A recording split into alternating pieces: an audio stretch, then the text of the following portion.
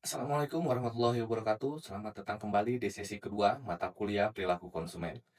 Jika di bab satu kita telah membahas dan meletakkan fondasi dan juga memahami mengapa konsumen itu penting, maka di bab 2 ini kita akan mempelajari model dan pendekatan dalam studi perilaku konsumen.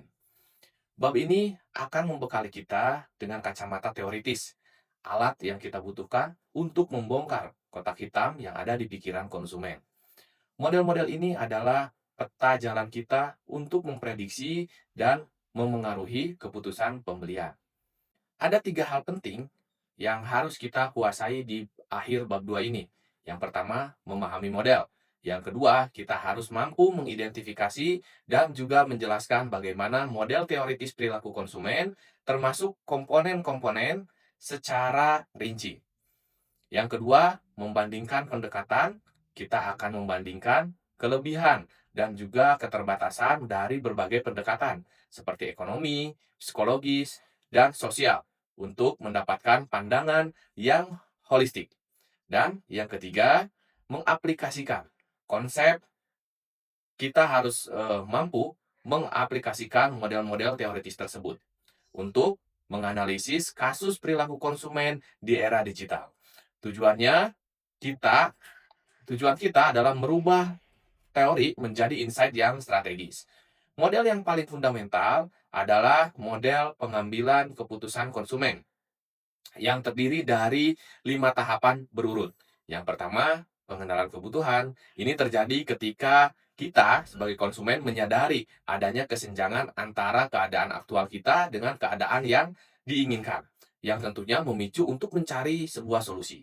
Yang kedua, masuk ke tahapan pencarian informasi, di mana konsumen akan mengumpulkan informasi dari sumber internal, seperti memori, ataupun eksternal, seperti iklan atau media sosial. Ketiga adalah evaluasi alternatif. Kita mulai membandingkan berbagai pilihan yang tersedia berdasarkan kriteria evaluasi, seperti harga, kualitas, atau reputasi merek. Yang keempat, barulah konsumen tersebut membuat satu keputusan pembelian, memilih alternatif terbaik, dan melakukan transaksi yang dipengaruhi oleh faktor situasional. Dan yang terakhir adalah perilaku ataupun evaluasi pasca pembelian. Kita menilai kepuasan berdasarkan kinerja produk yang akan menentukan apakah konsumen akan membeli ulang atau memberikan rekomendasinya kepada orang lain di masa depan. Untuk memahami proses keputusan pembelian tadi secara lebih komprehensif, kita menggunakan kerangka kerja yang dikenal sebagai model Stimulus Organism Response atau disingkat model SOR. Model ini menggambarkan bagaimana faktor eksternal mempengaruhi hasil pembelian melalui proses mental internal. Model ini memiliki tiga komponen. Yang pertama, stimulus atau S, ya, yaitu semua input yang diterima. Stimulus ini terbagi menjadi marketing stimuli seperti produk, harga, dan juga promosi, serta environmental stimuli seperti faktor ekonomi, teologi, dan juga budaya. Yang kedua, organism atau O. Inilah kotak hitam pikiran konsumen.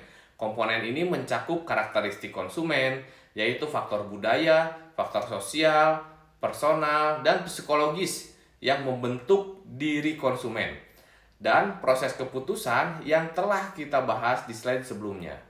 Organisme ini memproses stimulus, dan yang terakhir ada respon atau R, yaitu hasil atau output perilaku dari konsumen itu sendiri. Respon ini mencakup pilihan produk seperti apa yang mereka beli, di mana dan kapan mereka membelinya, serta outcome seperti tingkat kepuasan dan juga loyalitas. Studi perilaku konsumen adalah ilmu multidisiplin yang berarti kita meminjam kerangka berpikir dari berbagai bidang ilmu. Tiga pendekatan utama yang kita gunakan adalah yang pertama, pendekatan ekonomi. Pendekatan ini melihat kita sebagai homo economius, ya, yang rasional, berusaha memaksimalkan utilitas atau kepuasan dengan keterbatasan anggaran yang kita miliki. Pendekatan ini berasumsi bahwa kita memiliki informasi yang sempurna dan preferensi yang stabil.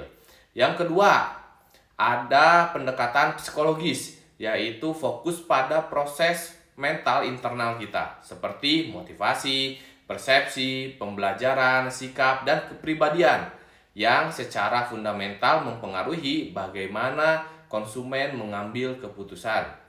Pendekatan ini menggali mengapa konsumen itu memilih. Dan yang ketiga adalah pendekatan sosiologis.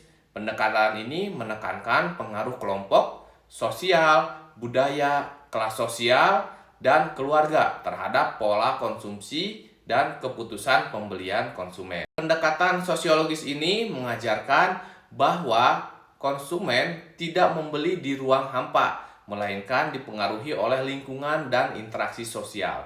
Menggabungkan ketiga lensa ini akan memberikan pemahaman yang benar-benar holistik. Dalam studi perilaku, kita sering membedakan dua aliran pemikiran besar. Pertama, behavioral dan pendekatan yang kognitif. Pendekatan behavioral berfokus pada perilaku yang dapat kita amati dari berbagai respon langsung terhadap stimulus eksternal yang cenderung mengabaikan proses mental internal. Konsep kuncinya meliputi klasikal conditioning seperti yang diajukan Pavlov, operant conditioning dari Skinner, serta reinforcement dan stimulus response association. Penetapannya dalam pemasaran sangat praktis, seperti pada iklan yang diulang-ulang, loyalty program, atau pemberian sampling produk. Di sini pendekatan kognitif mendekatan proses mental internal yang kompleks seperti persepsi, memori, dan juga pengambilan keputusan. Konsep kuncinya mencakup informasi ataupun processing, mental schemas, problem solving, dan attitude formation.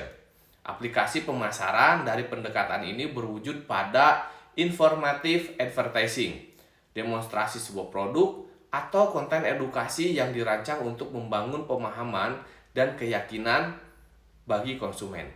Yang kedua, pendekatan ini tidak saling meniadakan. Pemasar yang cerdas akan mengintegrasikannya sesuai dengan tingkat keterlibatan dalam pembelian suatu produk bersama dengan konsumen itu sendiri.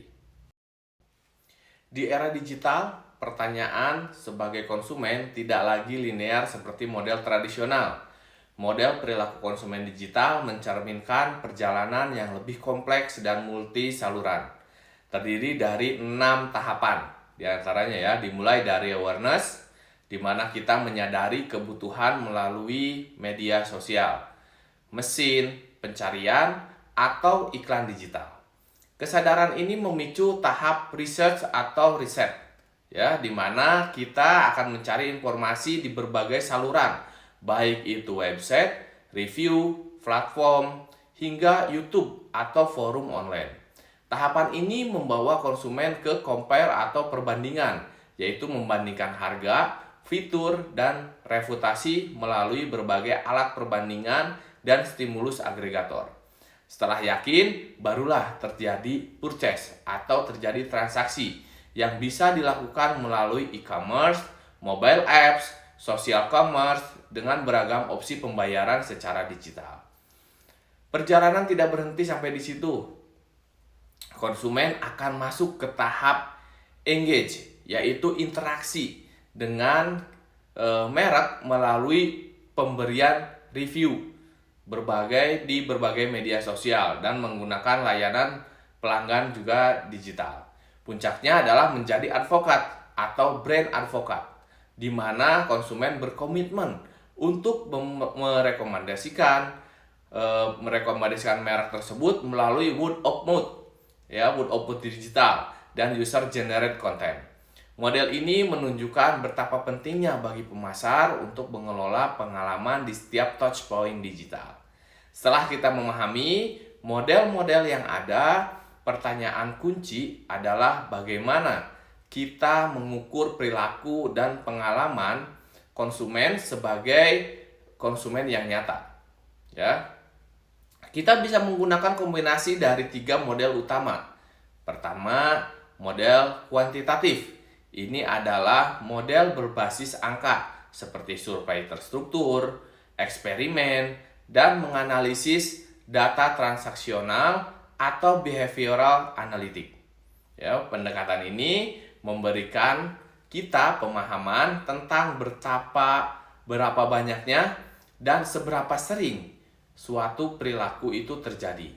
Yang kedua, model kualitatif. Model ini fokus ke dalam dan pemahaman mengapa suatu perilaku itu bisa terjadi. Metodenya meliputi bisa menggunakan focus group discussion atau FGD, in-depth interview, dan observasi etnografis ya di era digital. Di era digital ini perkembangannya itu sangat besar sekali ya.